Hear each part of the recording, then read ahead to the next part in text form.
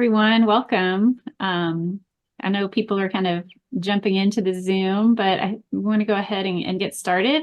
My name is Jessica Luck. I am a professor in the English department and the chair currently of the English department. Welcome to our final event of the semester in the Disability Studies reading series. It's been a fantastic semester with wonderful participants and speakers. We've learned so much, and thank you all for joining us. We're hoping to continue next semester. But let me quickly introduce our speaker today and turn things over to her. I'm very, very excited to introduce Sunaura Taylor, who is an assistant professor in the Division of Society and Environment at UC Berkeley. Professor Taylor is a scholar and artist who works at the intersection of disability studies, environmental humanities, animal studies, environmental justice, feminist science studies, and art practice. So that's a lot of intersectionality, and it's very exciting. Her research situates disability and ableism as central forces shaping human relationships to the more than human world. Concerned with relationships between altered bodily capacity, vulnerability, and systems of exploitation across species and ecological boundaries, her work crosses a range of disciplines, mediums, and audiences. She's also the sister of the filmmaker Astra Taylor and appeared in her 2008 film Examined Life alongside the philosopher Judith Butler, which is a clip that I show often in my courses in disability studies and literary theory. You should Google it. Maybe I'll drop it into the chat if y'all want to check that out after it's over. Professor Taylor's author of Beast of Burden, Animal and Disability Liberation from 2017, which received the 2018 American Book Award. Along with academic journals, Taylor has written for a range of popular media outlets, and her artworks have been exhibited at venues such as the CUE Art Foundation and the Smithsonian Institution, and are also part of the Berkeley Art Museum collection. Among other awards, she's received a Joan Mitchell Foundation MFA grant, 2 Wynne Newhouse Awards, and an Animals and Culture grant. Most recently, she is the author of Disabled Ecologies, Lessons from a Wounded Desert, which is coming out this month on May 21st from the University of California Press, which is a powerful analysis and call to action that reveals disability as one of the defining features of environmental devastation and resistance. And I believe that's what she's going to be sharing with us today. So welcome, Professor Taylor. Thank you so much for joining us. Hi, everyone. Thank you all so much. Can you hear me? Okay. My name is Sunaura. I'm so grateful to be here. Wish I could be there in person, but also so grateful that Zoom allows all these different connections across places. Yes, so just thank you all so much for having me. I use she, her pronouns. I am a white woman in my 40s with short hair. I'm in my messy office. I have many layers on, even though it's not at all cold here, but for some reason, it's the Bay Area, so it's like you feel like you always need a coat. And I'm so excited to talk to you all. I want to start first with land acknowledgement that I'm coming to you all from the University of California, Berkeley, which sits on the territory of the Huichin, the ancestral and unceded land of the Ohlone people.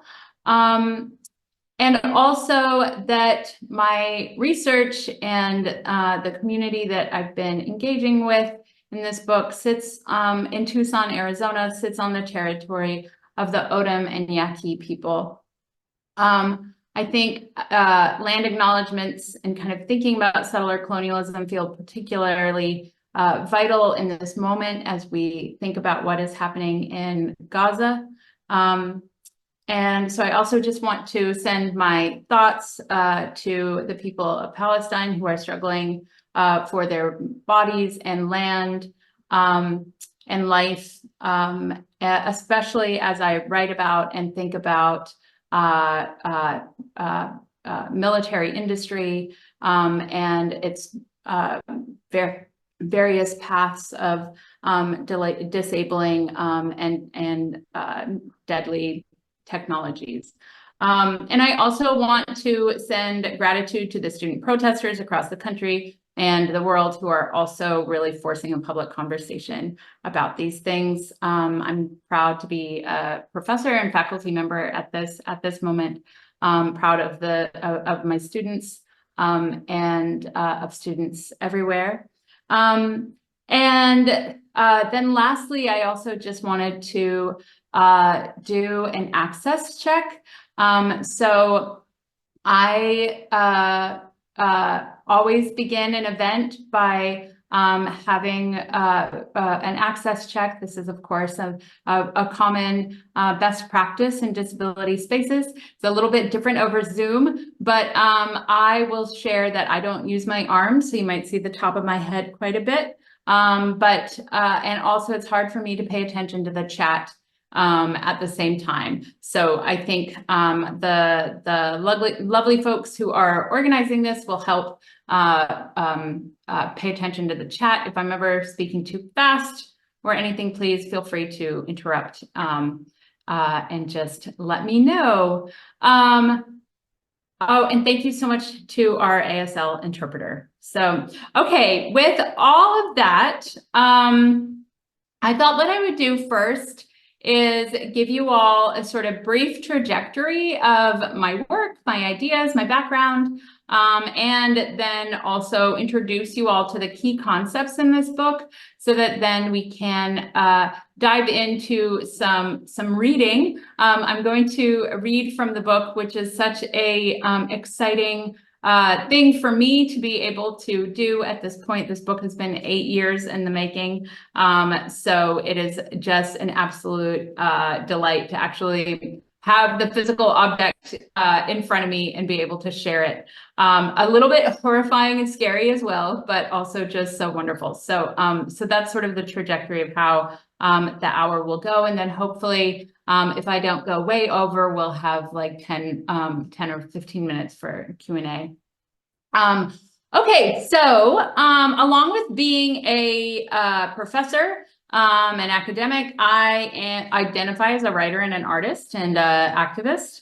I'm going to so give a brief trajectory, actually largely from my first book, Beasts of Burden, to this new work, Disabled Ecologies, which is really rooted in about 3 years of field work in Tucson, Arizona.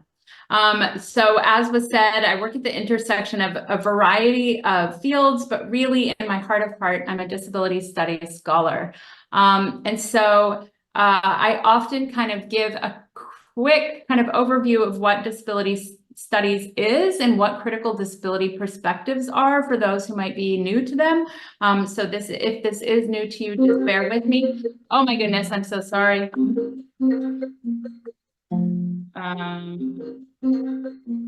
Okay, hopefully that won't happen again.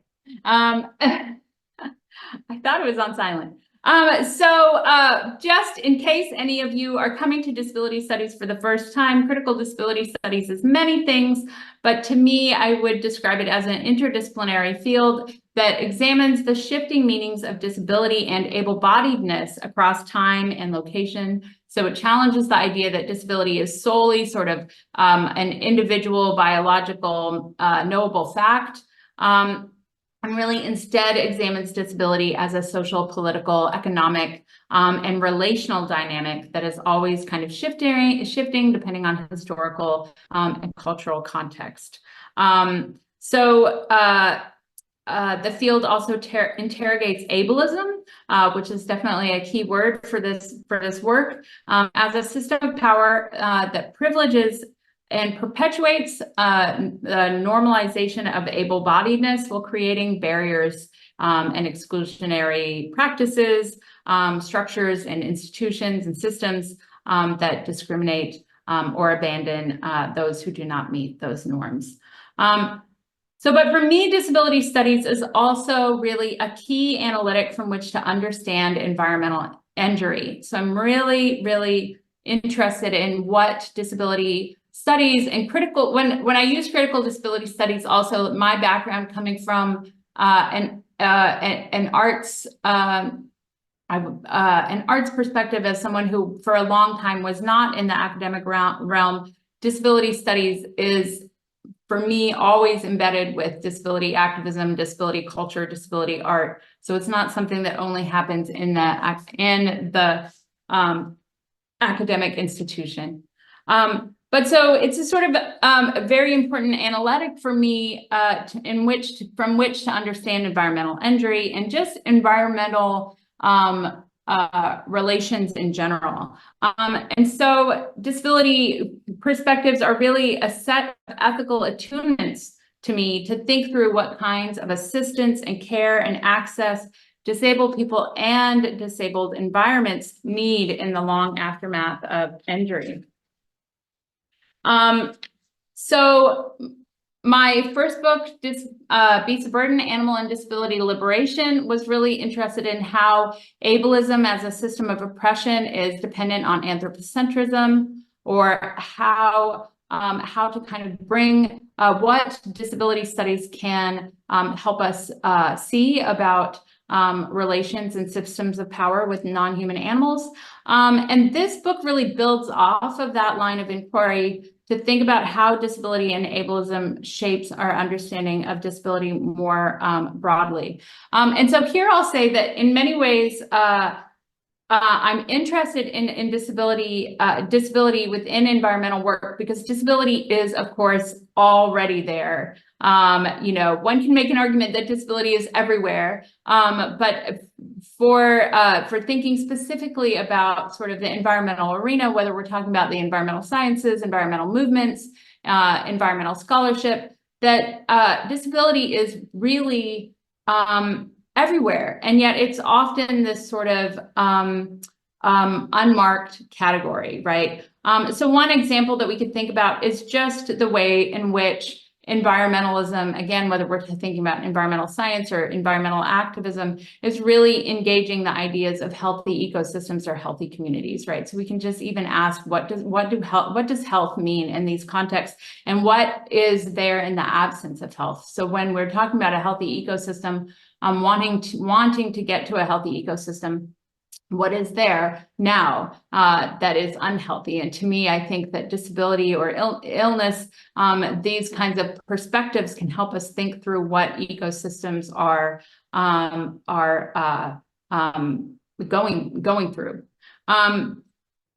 So disability provides a critical way of engaging with health, not simply to ask, or not simply just as disability as a consequence of harm or the outcome of damage, but to also stay with health, to ask questions that are too often kind of not examined, right? So what histories, politics, and projects are various definitions of health invoking or perpetuating within environmental studies and movements? How and when is health leveraged to naturalize or justify exclusion, containment, or abandonment within these arenas?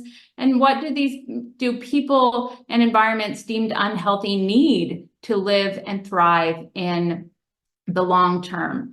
And so really broadly, my work tries to show that ideas of disability and able-bodiedness and ableism are really key concepts that are already shaping human relationships to the more than human world, but particularly in this moment of increased ecological injury from climate change, from just absurd levels of extraction, and of course the extinction crisis.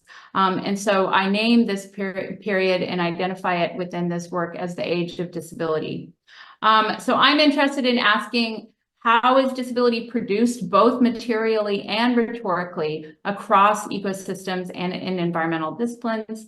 How do disability and environment shape each other? And what is the relationship between human environmental injury and non-human environmental injury? And this last question is really what brought me to the key concept of my book, which is the idea of disabled ecologies, which really names is a way of naming the interconnected trails of human and non-human injury and illness that emerge from sites of environmental harm, but also not only a way of naming the injury, but a way of naming the kinds of relationships and systems of care and politics that those networks can kind of bring to light. So I have rooted my work, these sort of broader interests and theoretical interventions, to a particular place, a Superfund site in Tucson, Arizona, a nearly 30-year-old Superfund site. And I chose this place due to my own personal connections as a disabled person born nearby by the contamination. I grew up with a narrative that this contamination was linked to my own disability. So I wanted to return to this place. But this is not a book that is just a personal exploration or, a searching for origins by any means. What I really am interested in returning to this place is learning from the community who has stayed there and responded and struggled for both their own well-being and the well-being of other communities and the aquifer, but also because I'm really interested in the fact that on some level this site is such a typical kind of site, right? There's countless injured and contaminated environments and ecosystems, across the country and the world. And so I'm interested in that sort of perpetual state of impairment and what kinds of assistance and care these harmed ecosystems and communities can expose to us. So the site specifically is named the Tucson International Airport area. The site developed from contamination of the groundwater by Hughes aircraft, which then was renamed into Raytheon, which truly just a few weeks after I sent my final edits off, they changed their name once again to RTX. But RTX, Raytheon, is still in exactly the same location, still building all sorts of missiles, including ones being sent and utilized in Gaza.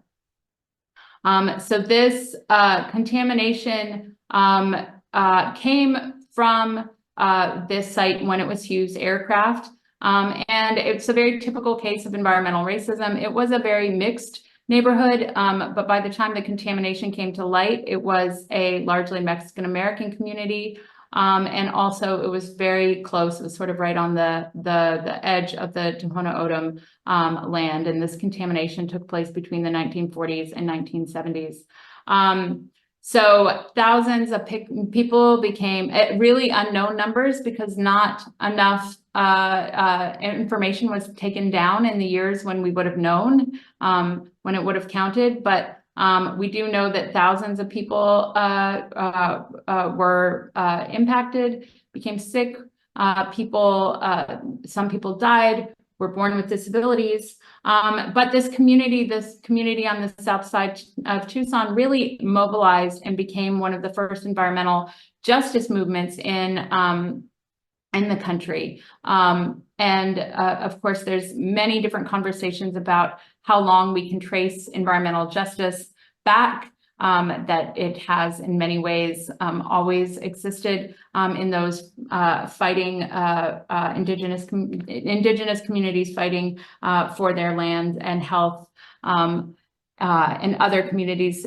So when I say that this is really one of the first communities, environmental justice communities, I say that in the sort of frame of the 1980s when we really started having this conversation about environmental justice and environmental racism and using that terminology. But they were amazingly successful, and they really, they won a major historic litigation. They won state-of-the-art groundwater treatment, and also they received funding for a health center. Right, there were, in many ways, this is such a success story, which is actually quite unusual, of course, in these cases of environmental racism. But still, many people, what has remained in people's life is the need for healthcare, right? And the need for ongoing support services. So these are some of the reasons why I'm kind of have focused this book on this, on this historic case, really because I think that it can offer us some insights into how disabled ecosystems and disabled communities can create livable lives together, or create conditions for livability. And so I think with that, I will do some reading. That already took a bit longer than I thought it would, but hopefully that will give a bit of a sense of what the broader kind of context of the book is.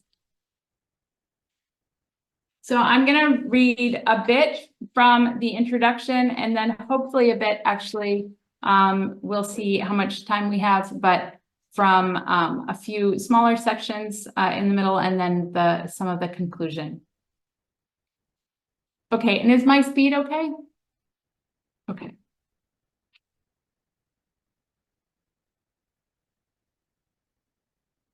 So this is from the introduction, and it's called Age of Disability.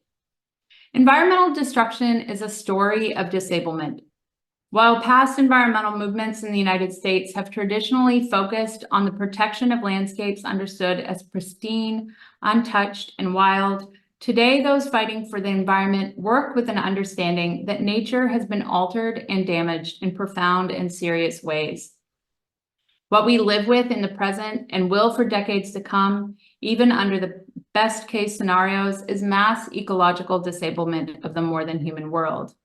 Arriving in Tucson in the summer of 2017 to research the pollution I had long understood to have caused my own disability, I recognized intimately just how utterly entangled this mass disablement of nature is with the disablement of human beings. The pollution I came to the desert to be reunited with was born during Tucson's post-war boom, when various defense contractors and electronics manufacturers began disposing of barrels full of toxic chemicals in open-air pits dug straight into the desert ground of Tucson's south side. Lead among them was Hughes Aircraft Company, which began operations in 1951. Bought out by the defense giant Raytheon in 1997, and then again, which later switched its name to RTX this year, Hughes Aircraft was a major player in Tucson's post-war era and a major polluter. Only a few dozen feet below Hughes headquarters lay the South Side's ancient aquifer system, thousands of years of geologic history composed of sediments and waters were forever altered by the detritus of the war industry, including the chemical trichloroethylene, or TCE, an industrial solvent that would become synonymous with the pollution of the South Side. Once the ancient water body became polluted, so did the drinking water of those living above. I was drawn home to this long ago injured landscape and the powerful environmental justice movement that would emerge from it because they offer a vision of living with, a refusal to abandon those who have been harmed, and an insistence on staying with the trouble of a troubled landscape. Arriving back home in Tucson, I found that the easiest way to begin to understand the South Side's contamination was to follow the trails of disability left in the pollution's wake. Very quickly, an expansive web of disability emerged. Disability emerged locally through the contamination of the water supply and internationally through the war industry, disproportionately impacting the health of communities of color, both in Tucson and in countries targeted by US militarism.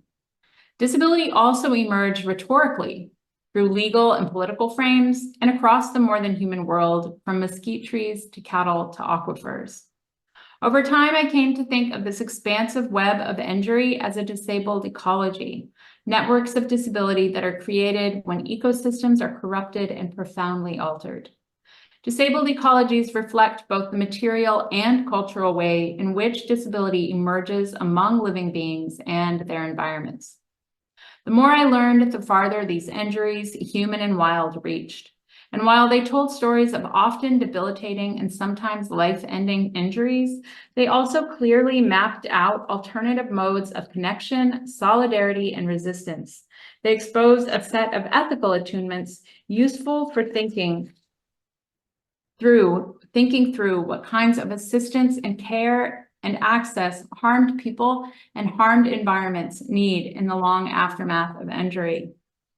So officially, the area encompassing the Southside's contaminated aquifer would be named the Tucson International Airport Area, TIAA, by the Environmental Protection Agency in 1981.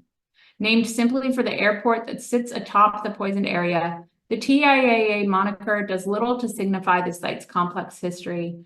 The name does not, for instance, call forth the legacy of the Mexican American and indigenous communities who have made their home in the Sonoran Desert for generations and faced years of racist accusations and denial of the harmful effects of the pollution. It does not call forth the mysterious workings of the water moving beneath the fragile desert surface. It does not call forth nearly 7 decades of illness, disability, and injury, nor the ways of living that have emerged from them. It also does not identify the culprits of wrongdoing. So this book begins to tell some of that history. Though it cannot claim to be a sweeping historical account of what happened in Tucson, that work is still needed. I often felt while I was writing this book that I really wished that I had gone to school for history, because I'm not a historian, I'm not a trained historian. So trying to write this historical text was an amazing challenge. So this book begins to tell some of that history, though it cannot claim to be a sweeping historical account of what happened in Tucson. That work is still needed. This book will explore the area as a disabled ecology, tracing relationships and entanglements that are rooted deep in the desert's aquifer, while also reaching far beyond Tucson's South Side or even the Sonoran Desert region. It's a story that stretches across national boundaries, across taxonomical categories of species, and across ecosystems, regional and planetary. The story of the TIAA pollution offers a way into a larger story about our past, our present, and our future, a future that is increasingly shaped by disability.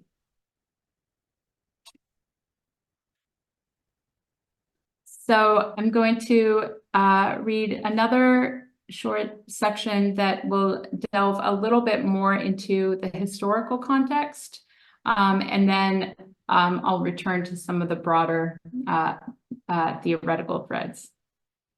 So this section is also part of the introduction, but it is called Disabled Ecology. The multicolored poisonous waste disposed of by Hughes Aircraft Company was never just TCE, the most infamous ingredient. It was always a toxic soup, dozens of volatile organic compounds and heavy metals, contaminants with names like dichloroethylene, chromium, cadmium, and benzene.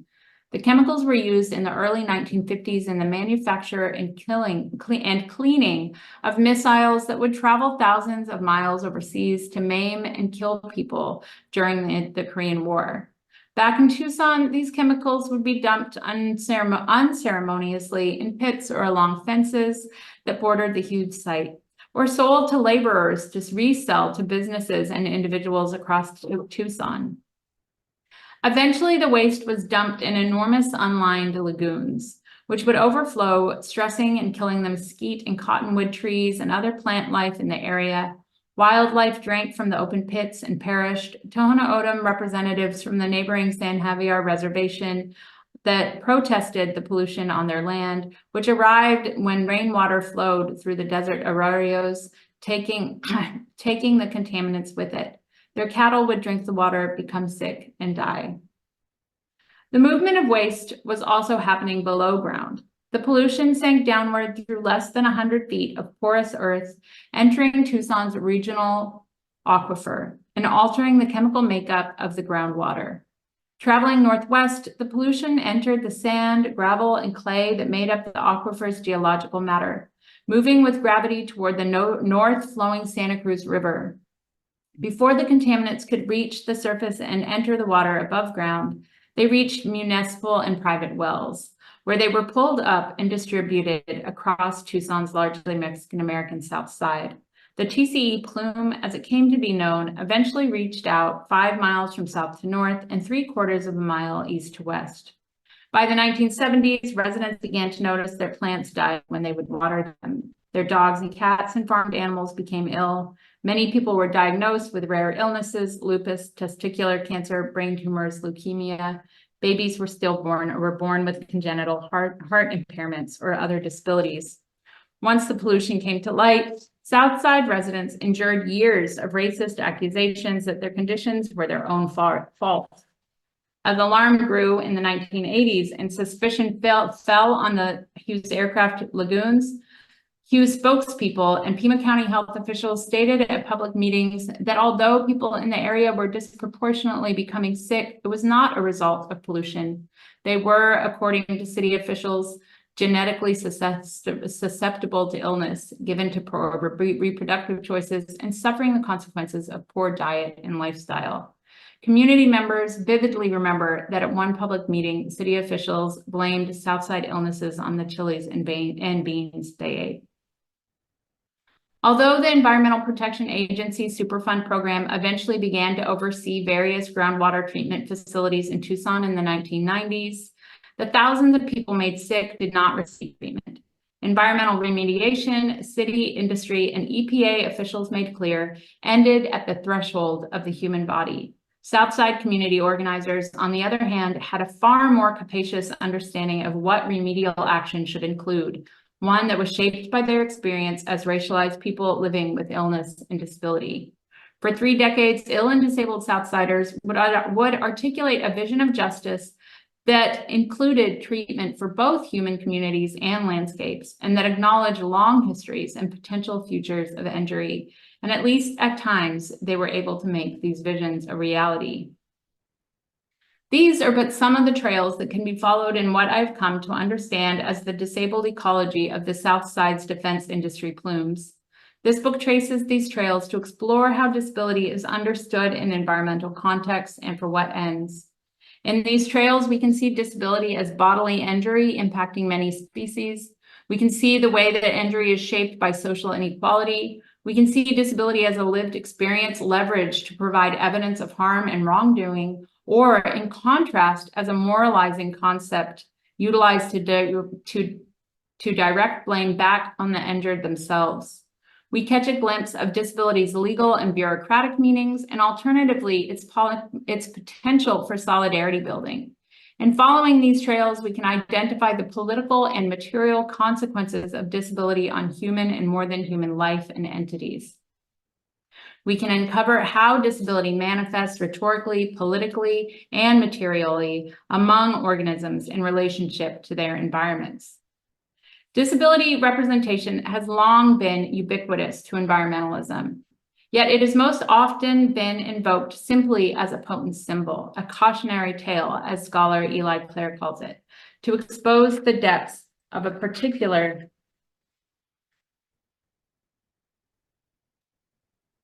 environmental or social crisis. As Gina B. Kim describes, in environmental justice sociological studies, disability is constituted as a feature of environmental racism, but it's treated simply as a transparent measure of inequity. Within this frame, disability and illness become ways of representing what Rob Nixon has termed slow violence, the severity of crises that may otherwise not be visible, like the toxic groundwater in Tucson. While this analysis is critical, it is only part of the story. To better understand the role disability plays in shaping environmental racism and environmental violence more broadly, there are other questions that need to be asked and exposed. For example, how does ableism lead to and perpetuate both the causes of environmental injustice and the myriad responses to it? Why is disability mentioned in passing but rarely taken up as a central category of social and political analysis within environmental disciplines? Environmentalists too rarely stay with disability long enough to even ask how people and environments coexist with injury, let alone how this living with generates particular values, politics, and modes of engagement. So those are some of the things that this book does engage with and explores. Is my sound and speed still okay? Okay, great. I'm going to try to get to read one more brief section and then the conclusion. Resisting ableist ecologies. For decades, disabled communities have taught us that while injury and sickness are fundamental to life, how we interpret and respond to them is a societal issue. At this moment of planetary crisis, as the vulnerability and dependency of our bodies are so undeniably entangled with the health of ecosystems and other species, vital questions emerge. How should we respond to this widespread injury as it extends among and transits between humans and non-humans? How can we learn from and with ill and disabled humans, animals, and ecosystems about how to live with disability, while also working to dismantle the systems of exploitation and oppression that so often cause it? Excuse me.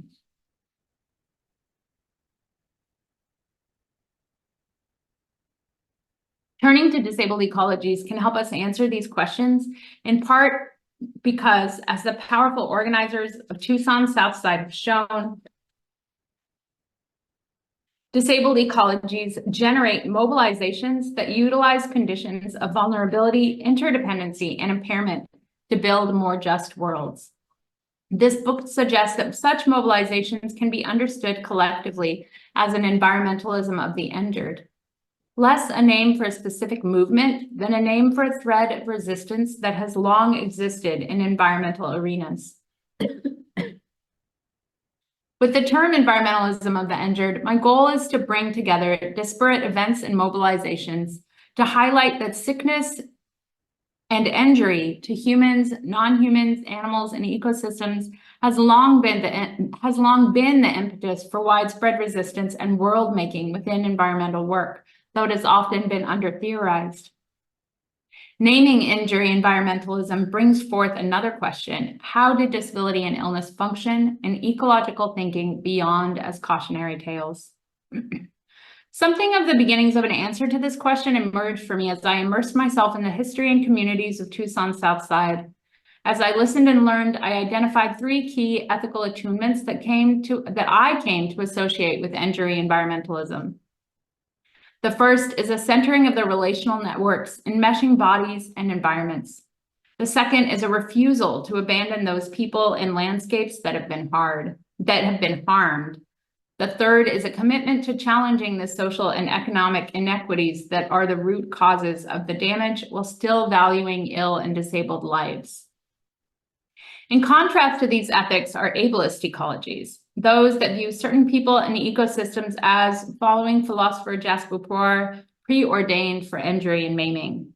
Environmental historian Tracy Bryn Boyles describes the entanglement between sacrificial bodies and sacrificial landscapes as wastelanding, the process via which white colonial wealth is dependent on constructing some landscapes and peoples as pollutable, with all the injuries, illnesses, and deaths that follow. Ableist ecologies would have us accept wastelanding as inevitable to progress. Under these logics, sacrifice zones, permanently impaired environments, and historically expendable communities are simply the price that we are willing to pay for our comfort and pleasures. While they create mass multi-species disablement, ableist ecologies also purge disability and dependency from ecological futures. A capitalist ethos of independence and productivity and the pervasive colonial perception of nature as a commodity would have us see abandonment as natural, even inevitable. An ethics of abandonment is, after all, what leads massive amounts of money and energy to be poured into fantasies of escape, like Elon Musk's rocket ship or billionaire bunker estates, or the politically mercurial fantasy of the rugged, able-bodied individual survivalist living off the land post-climate apocalypse. But it can also be seen more generally in NIMBY, not in my backyard, responses to waste facilities, or the abandonment of poorer nations in global climate negotiations, or an environmental policy that regularly asks people to abandon food and water sources, animal companions, beloved landscapes, homes, and workplaces in order to avoid risk, often with little attention to what class and ability privileges are necessary to do so.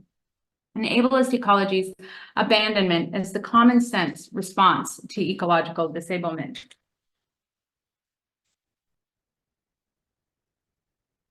We know that other, more life-affirming responses are possible. We can find examples in a wide variety of movements. Place-based peoples organize for the survival of the land and beloved species, even when that land is contaminated and damaged. Environmental justice movements demand their right to return to communities, neighborhoods, and environments otherwise treated as sacrificial.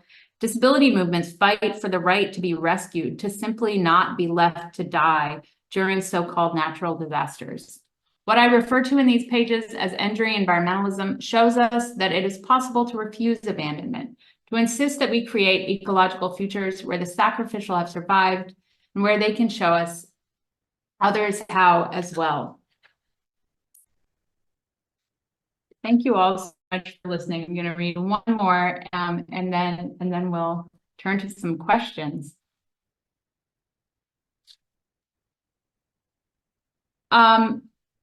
So I think when I wrote this book, I wasn't imagining that I would want to necessarily share the conclusion of the book at book events, but the conclusion feels the most appropriate in this moment. And so I'm going to share some of it with you all today. Conclusion, living with injury.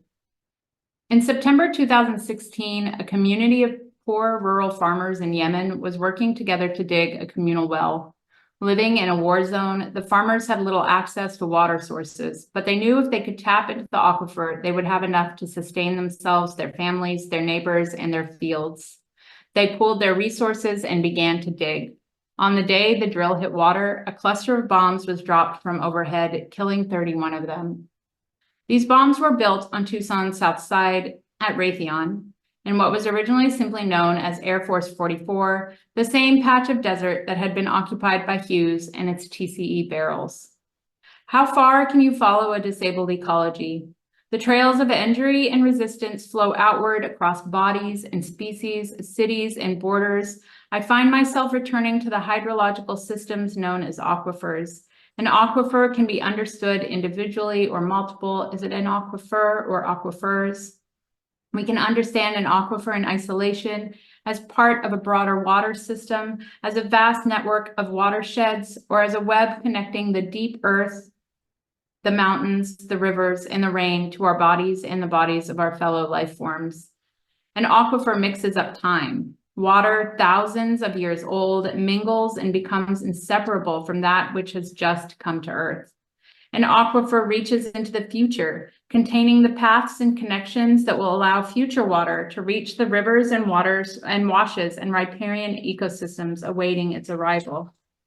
An aquifer is a good metaphor for a disabled ecology. Howard Hughes chose Tucson as a location for his aircraft company because military industry advisors agreed that it would be less of a target for perceived threats from across the Pacific Ocean than his company's home in Culver City, California. Yet Hughes also picked the desert for his aircraft company for more personal reasons. He loved the desert. He perceived it as being clean and germ-free. But of course, Hughes Aircraft Company would be anything but clean. Within a few short months of Hughes' opening, employees directed to do so by their managers and supervisors would spill their used chemicals down drains, along fences, and washes on the desert ground. As Giovanna De Chiro writes, for Hughes, the intermittent stream beds of the Punta Cana Wash, Julian Wash, El Rio Wash, and Rialto Creek became not sensitive vital ecosystems, but convenient dumping grounds. These employees would build the world's first air-to-air guided missile, the Falcon, and later would manufacture a broad array of targeting devices, radars and missiles, the Phoenix, Mavericks, and TOWs, devices for bombing people or to assist with bombing people. In 1985, the year that Kay's journalist Jane Kay published her articles, the journalist was a local journalist who really helped with the community to bring the contamination to light in 1985. In 1985, Hughes' budget from the Pentagon for missiles was just under $2 billion. Of course, these missiles would not stay grounded in Tucson. What sort of disabled ecologies did these missiles create as they landed on another nation's soil during the Korean War? What trails of injury, death, and resistance were put into motion as each Tucson-made missile landed in someone else's faraway watershed? In an essay on water, TCE, and the loss of her beloved husband, Fernando, to liver cancer, writer Beth Alvarado describes her thoughts as a child growing up in Arizona during the Cold War. Quote, if they drop a bomb, I thought, the electricity would disappear and the pumps would stop pumping, and suddenly we'd all be out of water. They warned us in school that Tucson was, after all, a town ringed by missiles, number 10 on the list of the top targets of our enemies. Alvarado's childhood anxiety was not too far off base. Tucson's water was made undrinkable because bombs were dropped. The bombs were simply not dropped on Tucson. When does one disabled ecology begin and another end? The expansiveness of disabled ecologies parallels the expansiveness of aquifers, but also the expansive conceptions of community that Southside organizers held. Like an aquifer, Southside organizer Rose Augustine was both situated in the local politics, histories, and dynamics of place and embedded in the larger geopolitical structures and events of faraway locations. I spend a few minutes talking about Augustine's incredible organizing with other organizers across the border, but also how Augustine also really saw the movement that she was working with in relationship to war.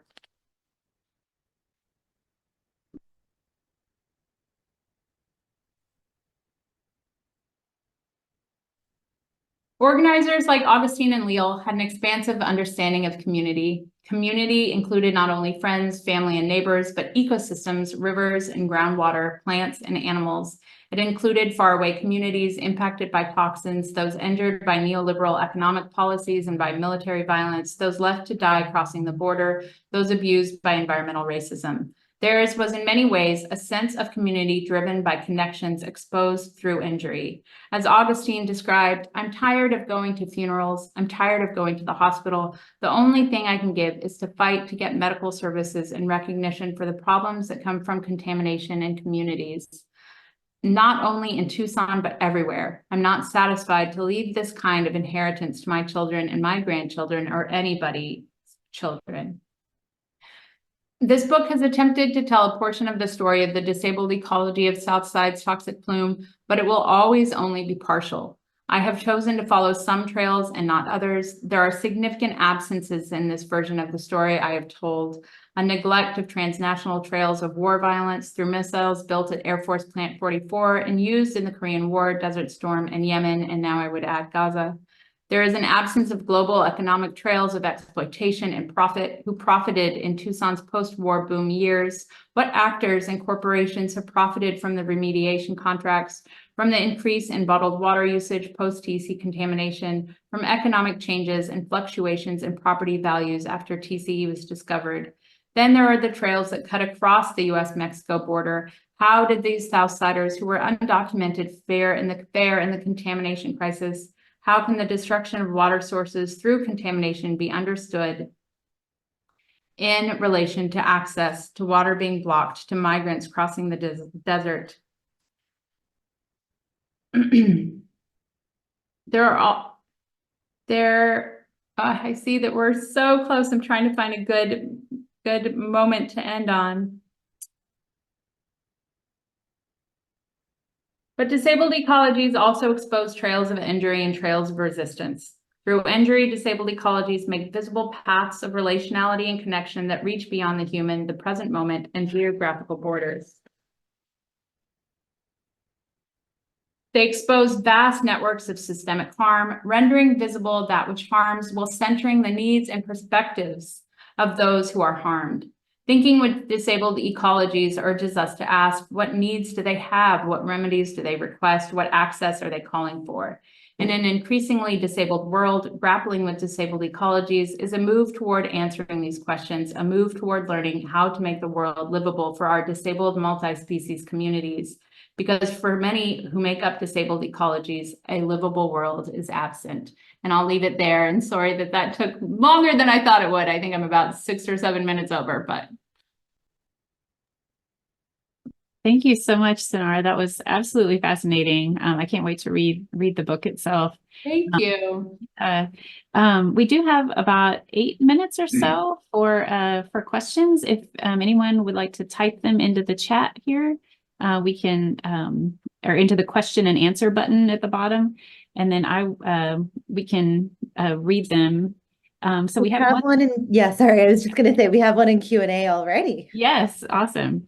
Go ahead, Jess. Do you want to read that one? Yeah, sure, absolutely. So we have Charles asking, are you diagnosed with any environmental physical disabilities while in the area of contamination for a short time, or is this a long-term problem for those living there for generations? Is there a cleanup process going on by the companies? So is the government complicit in any cover up, or is a lawsuit the only way to address this problem? So I hear some of like the undertones of like, what is a Superfund site in this question, and how does it affect people? Yeah, absolutely. So no, the first thing to know is that this is not this, the south side of Tucson should absolutely not be avoided. It's not, something that that is currently dangerous in that way, right? This is contamination that entered the groundwater in the 60s and 70s, and then the wells were shut down in the 80s. So yes, there has been a great deal of remediation. In fact, one of the things that makes this such a success story is that the community was able to get, really state-of-the-art water treatment facilities, which is very unusual, just in general, but particularly for a community of color.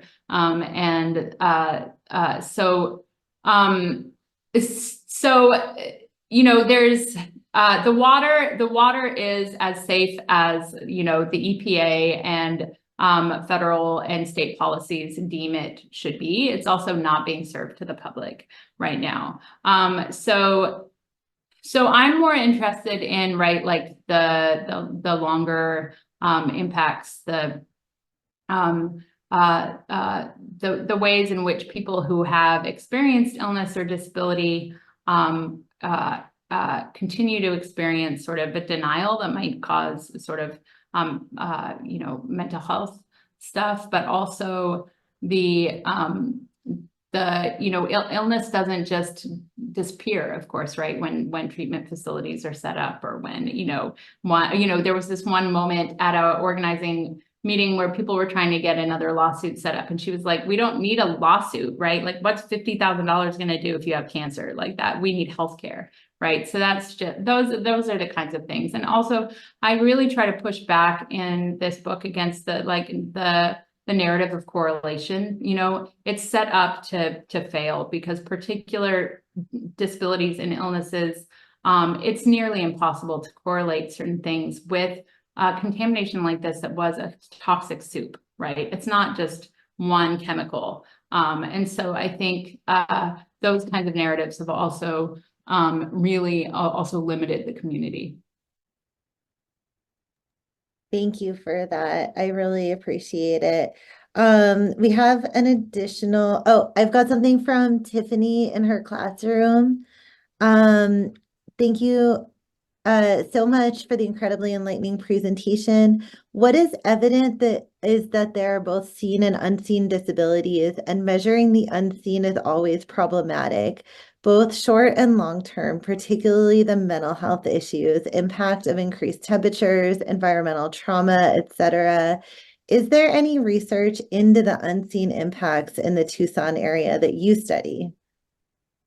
I think the unseen is like a super important kind of a frame for looking at these conditions. But the first thing that I actually want to point to is that there's amazing work put out by Daniel Sullivan at the University of Arizona that's actually recently been looking at sort of the long-term just mental health impacts, right, of living with the history of environmental racism and living with the history of like worry, right, that brings. So I would say that those are definitely some of the unseen consequences. But also, right, I think there's a lot of work in the environmental arena. Like, I think there's a parallel between the challenge for people who have non-visible disabilities, right, or disabilities that maybe aren't medically recognizable, and then environmental damage, right? Like, not all environmental harm is hyper visible. One of my very favorite pieces is a piece that a chapter that Naomi Klein wrote on the aftermath of the BP oil spill, where she's looking at the impacts of the contamination on the future generations of life there, right? Basically, that like contamination impacts reproductive capacities and the sort of the youngest members of species, juveniles and young and eggs, in ways that are far surpass adults, right? And so what happens when what we're seeing actually is just like generations of absence. And so I think that that's another way in which sort of the emphasis on sight can be really limiting. I really appreciate that. And for the sake of time, I'm going to kind of combine my own question with an amazing coming in with Justin. So Justin was asking, how do we not contribute to a disabled ecology, right? He says, how do you recommend us humans to not endanger the environment and not contribute to the disabled ecology? Thinking about not skimping out the extra cost to ensue a less environmental impact, but how can you give us more of your ideas of how we can go? So I'm going to add to that. We're going to team up here and say, like, one of the things that I've been thinking about as well, just in my fellowship here, working around disability related topics, is how do we make an environment of inclusion? How do we make an ecosystem of inclusion, right? And so, and we'll even use like the word like ecosystem. And even though it's not an ecosystem, right, it's like a political ecosystem, it's a power ecosystem, it's a, establishing, networks across the silos ecosystem. It's still an ecosystem, right? It's just a different kind of weird ecosystem, but good things can come from that. And so, to Justin's question, like, how do we avoid replicating the harms? And then, what do you envision in something that might be an alternative to the harms of a disabled ecology? Like, what if there is an inclusive ecology or ecosystem? What does it look like? Yeah, absolutely. Well, it's both such good questions. And I think you're kind of thinking about ecosystems just in more general sense, also just points to the ways in which disability is always engaging with the environment, right? Like, when all of our decades of conversations about access and, our bodies being shaped by, social and barriers and stuff, that's all about the environment, right?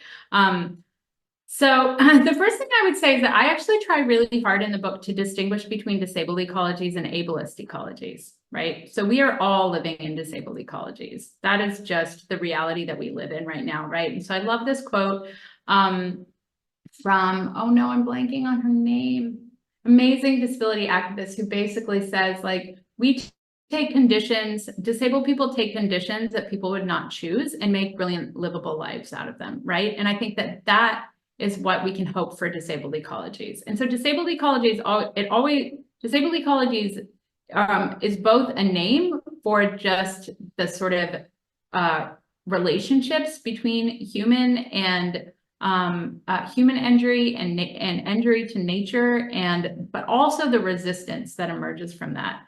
Ableist ecologies, which I think are actually like, you know, what we really need to try to avoid, are ones that use sort of fear-mongering about disability with no kind of attention to how to make life livable for disabled people, right? It's all for the able-bodied or the landscapes that remain, right? This idea of a pure, untouched nature that we're going to protect, or these, or, you know, that, right. So to me, disability isn't something to fearmonger. It's something that I don't want a eugenicist future. Like, I want disability in the future, and it inevitably will be in the future, but I don't want disabling systems. So I want to make that distinction, and I try to make that very clear in the book.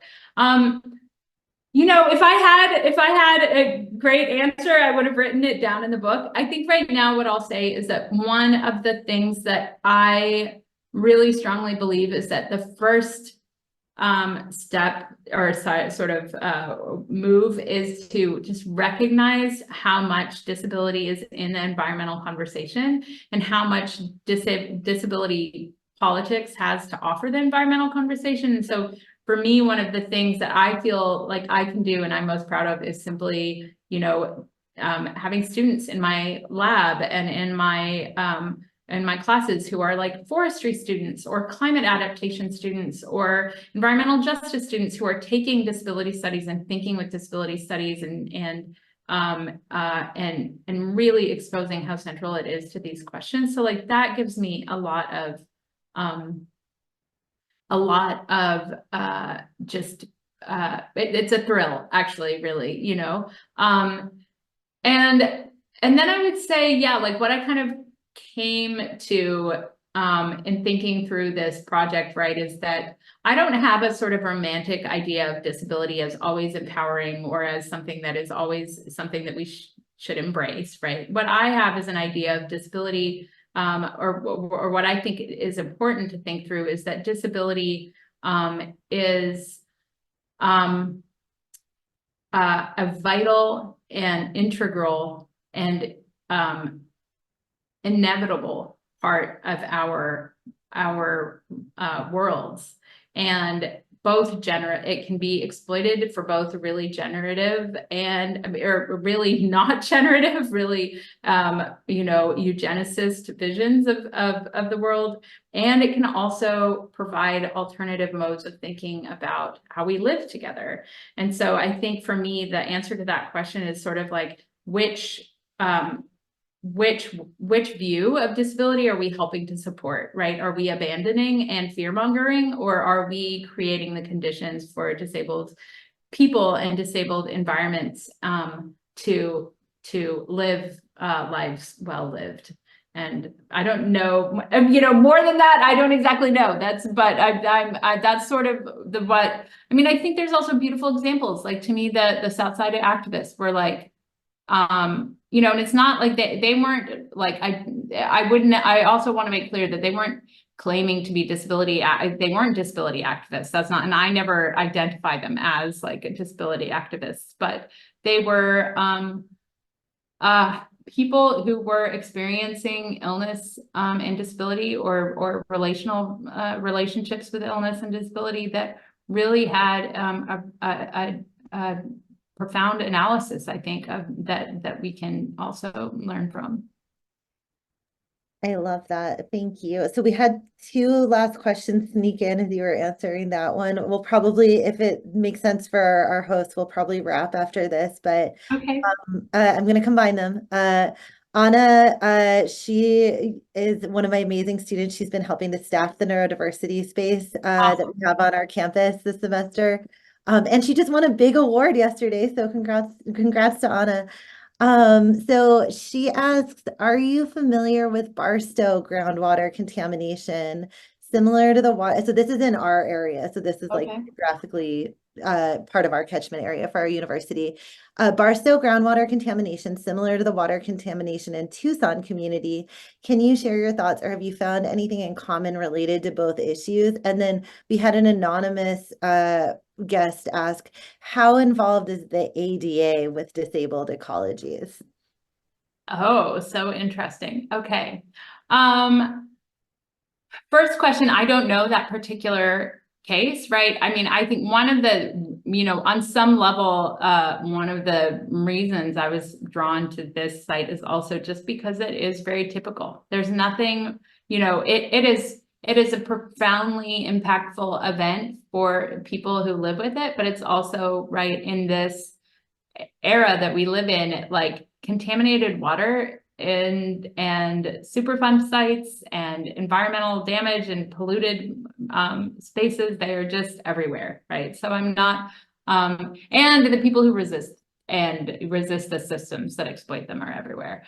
So I can't really speak to the specifics of it, but I would bet that there's a lot of overlap. And, my hope is that the sort of lessons or messages that I kind of gleaned from the research into this particular environment is useful and helpful and generative for thinking about other contaminated spaces. The other question was The ADA. Oh, the ADA. Okay, so I don't specifically engage with, the ADA specifically in this book. I do think that the ADA potentially could be an interesting tool that could be used in environmental law or environmental, lawsuits from young people, who are fighting for their futures, and how health is already very much part of those conversations. But I'm not a law scholar, so I wouldn't be able to go any deeper than that. But my intuition is that there might be some interesting parallel or interesting connections there. The ADA, though, of course, also like many of the unfortunately our regulations that could be helpful, also has no teeth, and is also very limited in other ways. So yeah, so I would love for a student to do some close exploring on like the, how the ADA, whether the ADA could be utilized, how it maybe limits also environment, like, I don't know. But that's not work that I've done. Amazing. Well, I'm going to hand it back over to Jessica, and I think she's going to close us out. I just wanted to say thank you so much. You're amazing. I learned so much. Oh, thank you all so much. Also, this is, I'm totally kind of experimenting on you guys, and I'm like, how much can I read? Like, what actually works? What is like too long and rambling? So, just thank you so much for your patience as I read through that work as well. And yeah, I'm just so grateful to have an opportunity to share the work. So thank you. Thank you so much, Sunaura, for, we're so happy to be your guinea pigs to learn about this. And yeah, congratulations on the new book. And yeah, best wishes to you. I hope we can stay connected. So sounds awesome. Well, yeah, we're not too far away. So yeah. Yeah. Awesome. Okay, everyone. Thank you all so much. Bye. Thank you all. Bye. See you next year, everyone.